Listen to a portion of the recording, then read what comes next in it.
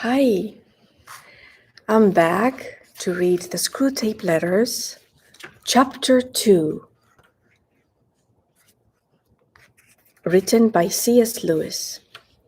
My dear Wormwood, I note with grave displeasure that your patient has become a Christian. Do not indulge the hope that you will escape the usual penalties. Indeed, in your better moments, I trust you would hardly even wish to do so. In the meantime, we must make the best of the situation. There is no need to despair. Hundreds of these adult converts have been reclaimed after a brief sojourn in the enemy's camp and are now with us. All the habits of the patients, both mental and bodily, are still in our favor. One of our great allies at present is the Church itself. Do not misunderstand me. I do not mean the Church as we see her spread out throughout all time and space and rooted in eternity, terrible as an army with banners. That, I confess, is a spectacle which makes our boldest tempters uneasy. But, fortunately, it is quite invisible to these humans. All your patient sees is the half-finished, sham, Gothic erection on the new building estate.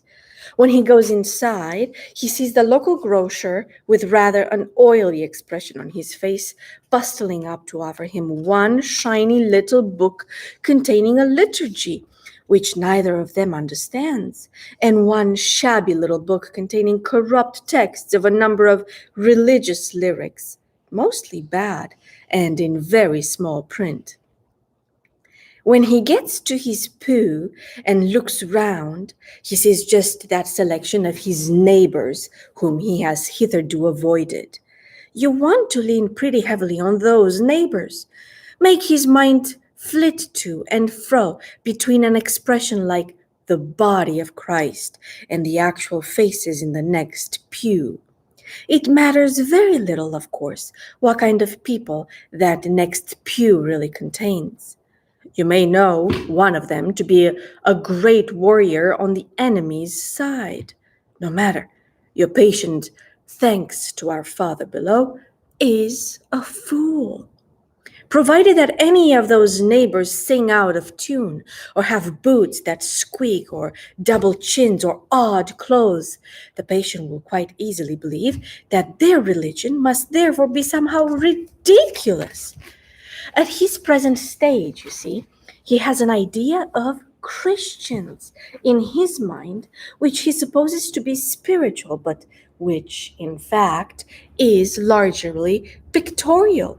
His mind is full of togas and sandals and armor and bare legs, and the mere fact that the other people in church wear modern clothes is a real, though, of course, an unconscious difficulty to him. Never let it come to the surface. Never let him ask what he expected them to look like. Keep everything hazy in his mind now, and you will have all eternity wherein to amuse yourself by producing in him the peculiar kind of clarity which hell affords. Work hard, then, on the disappointment of anticlimax, which is certainly coming to the patient during his first few weeks as a churchman. The enemy allows this disappointment to occur on the threshold of every human endeavor. In the nursery, by stories from the Odyssey, buckles down to really learning. Oh, it occurs when the boy who has been enchanted in the nursery by stories from the Odyssey buckles down to really learning Greek. It occurs when lovers have got married and begin the real task of learning to live together. In every department of life, it marks the transition from dreaming aspiration to laborious doing. The enemy takes this risk because he has a curious fantasy of making all these disgusting little human vermin into what he calls his free lovers and servants, sons is the word he uses, with his inveterate love of degrading the whole spiritual world by unnatural liaisons with the two-legged animals. Desiring their freedom, he therefore refuses to carry them by their mere affections and habits to any of the goals which he sets before them. He leaves them to do it on their own, and there lies our opportunity. But also remember, there lies our danger. If once they get through this initial dryness successfully, they become much less dependent on emotion and therefore much harder to tempt. I have been writing hitherto on the assumption that the people in the next pew afford no rational ground for disappointment. Of course, if they do, if the patient knows that the woman with the absurd hat is a fanatical bridge player, or the man with squeaky boots a miser and an extortioneer, then your task is so much the easier. All you then have to do is to keep out of his mind the question, if I, being what I am, can consider that I am in some sense a Christian, why should the different voices of these people in the next pew prove that their religion is mere hypocrisy and convention?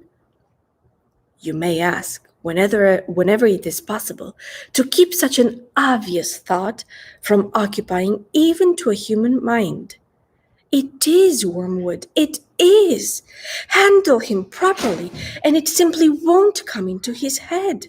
He has not been anything like long enough with the enemy to have any real humility yet.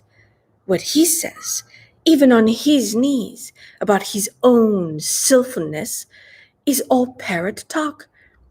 At bottom, he still believes he has run up a very favorable credit balance in the enemy's ledger by allowing himself to be converted, and thinks that he is showing great humility and condescension in going to church with these smug, commonplace neighbors at all. Keep him in that state of mind as long as you can. Your affectionate Uncle Screwtape. I love this book because it's basically teaching us how demons work, how these not-I's work within us. Just as I was reading it, I could hear a not-I telling me, when I was younger, so many people used me. When I came to Hollywood, nobody really cared. It was only about trying to make money off of actors, or there's the casting couch. And that not-I, that demon, almost had me convinced. And this is how the demons inside us work. And we all have about 6 different families of not-I's, or demons, or little screw tapes, or little wormwoods.